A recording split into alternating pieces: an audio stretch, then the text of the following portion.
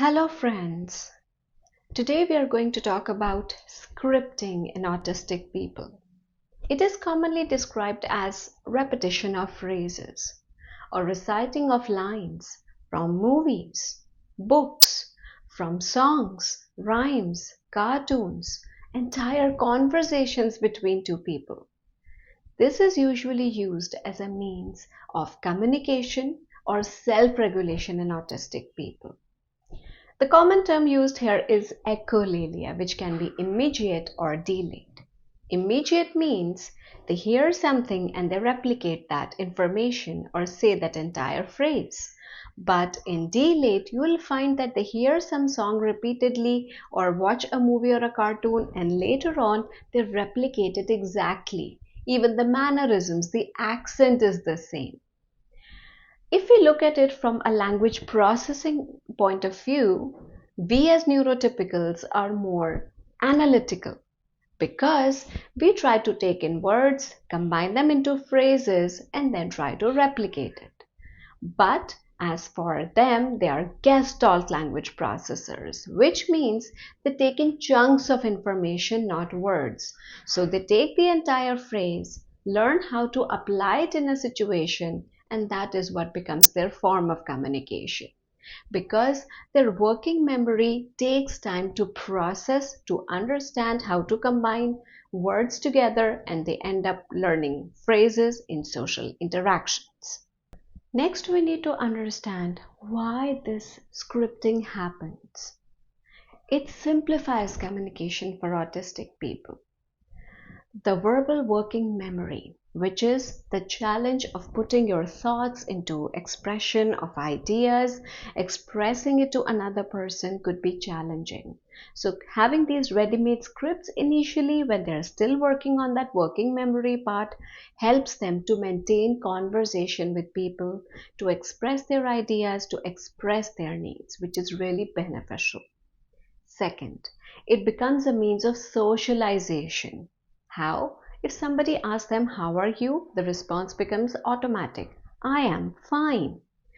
But if they have heard somewhere, "How do you think I am?" And even if they speak with this tone, that is what they heard, maybe in a movie or in a cartoon, with the expression, with a certain accent. It might appear out of context. It might appear that they are being rude, but actually it is just the script they learned and they are expressing it. So we can guide them into answering, "How are you?" "I am fine." And the third important means that scripting serves is commonly called as stimming, but actually it is for a soothing effect. The way our mind filters information from the environment is not that automatic in autistic people. That is what makes them neurodivergent. And based on that, just to provide a calming effect to themselves, they try to repeat phrases because listening them out loud could be soothing for them, calming for them, even to drown all the noises in the environment, loud noises, people talking continuously, so that they can focus on their thoughts, they can focus on the activity they are doing, they can focus on their play. The next aspect to understand is, when is this kind of scripting likely to happen, especially if it is delayed? A parent might say, "The child is continuously singing, it's happening the whole day through," or "they are humming the whole day through," or "they are repeating phrases the whole day through. We want them to stop." But understand the reason. This happens when either the child is bored, is not interested in the play that has been introduced, does not have a self-initiation of play, so they want somebody to either direct them or play with them. They want the background noises or the noises in the environment to stop, or the sensory stimulations are too much for them to handle. If we understand the reason behind this by getting a sensory profile of the child and understanding the sensory diet for the child from an occupational therapist, it becomes easier for them to transition from this continuous stimming to only when it is necessary for them. One important aspect here is, how do autistic people really perceive the environment when we call them neurodivergent? A light could be too bright for them, which we ordinarily see or adapt within a few seconds.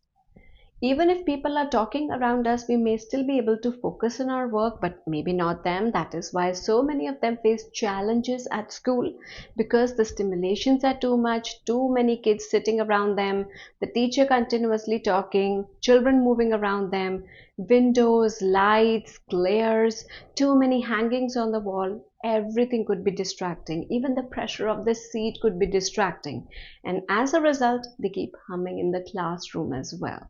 So if we understand that this filtering is the difficulty and providing them maybe with noise cancelling headphones in the class, you might observe, or some soft music is played, especially when they're only supposed to do some writing work, there is no talking or conversation or listening required, it will help them to focus better. And now the final question, should this scripting be stopped? And the answer is no, because as part of speech and language therapy, this scripting could be utilized to develop their communication, enhance their communication, alongside work on their verbal working memory, so it is easier for them to communicate, to socialize. And if we stop this stimming, this communication will also reduce.